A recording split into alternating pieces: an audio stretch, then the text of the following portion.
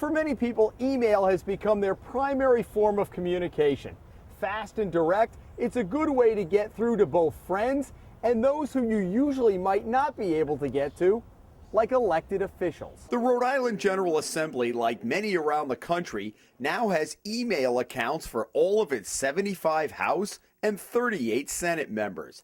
But how effective are they when you are trying to reach a specific lawmaker? You very, very seldom will hear from somebody if you're not their constituent. Tom Letourneau is a retired businessman and former school committee member in Cumberland who keeps a close eye on both local and state politics. He will often dash off an email to an elected official or media outlet about a pertinent issue. His latest concern? The debate over taxing nonprofit organizations. But Letourneau believes the vast majority of lawmakers aren't seeing his or your emails. And I always send them with delivery confirmation. The majority of them, I don't even get back a was read. Chances are most of those emails are sitting in the inbox somewhere until whatever the system has in place for them to just automatically go away. So we decided to find out for ourselves. Last month, we sent an email individually to every member of the legislature with the subject line, question, and a one-line message. How do you plan to vote on the civil unions legislation? We sent it a week before the vote from a residential account instead of the Hummel report email, so they wouldn't know it was a reporter, and so it would have a better chance of breaking through any firewalls. And here's what we found. We received a personal response from only 18% of members in both the House and the Senate. 12% of the House members and 8% of the Senate came back with an automated response, usually saying how busy they were and might not respond immediately.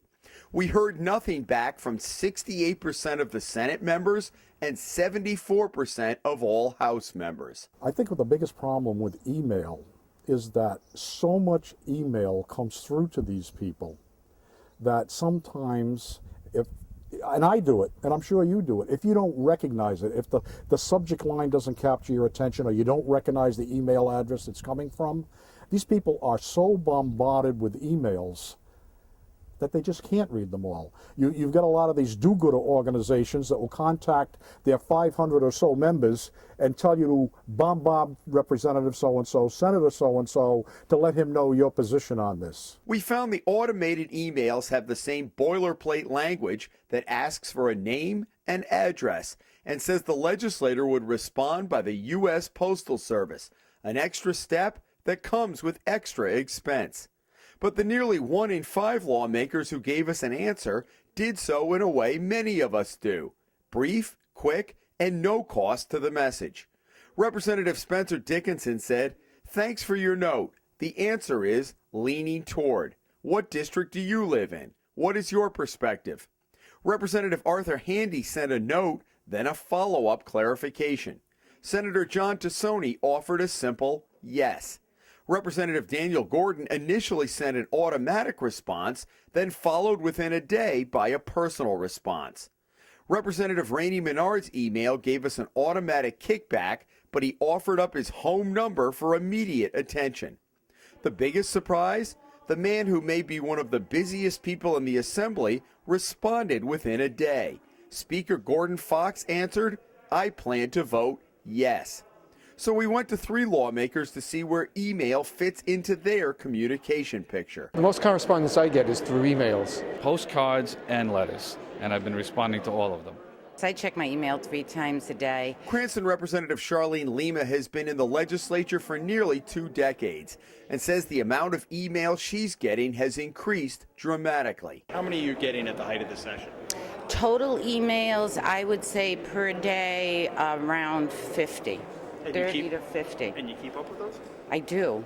But Lima is one of the ones who began using an automatic kickback last year, requiring a postal address and saying she responds to constituents first. Last year I put the automatic response on. Due to the high volume of emails, I wanted to ensure that it was my constituents that I responded to first, so that when a constituent sends me an email regarding an issue, they will get an email back asking for their name and their address to ensure that they are a person in my district, and then I respond to them accordingly. The Hummel report received complaints from some who say that type of automatic response email requiring a mailing address are a veiled deterrent to contacting a lawmaker.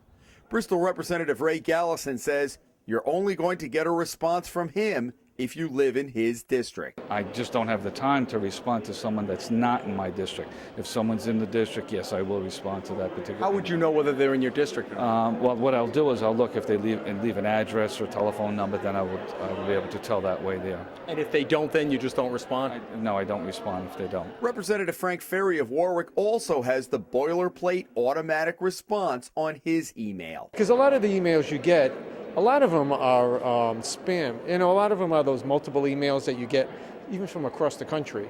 So you can't answer. I don't answer all those. I definitely answer all the ones that are from my constituents. So you go through emails, and a lot of times because you're on a committee, you'll get emails from all over the state, and I try to answer those also. Representative Lima says she's going to start using email to the constituents' advantage soon. Easier, and I'm working on now on collecting all my constituents' emails so that I can keep them updated on what I'm doing. But bottom line, if you're trying to get an answer from or a message through to a lawmaker, don't count on email to get the job done. At the State House, Jim Hummel for the Hummel Report.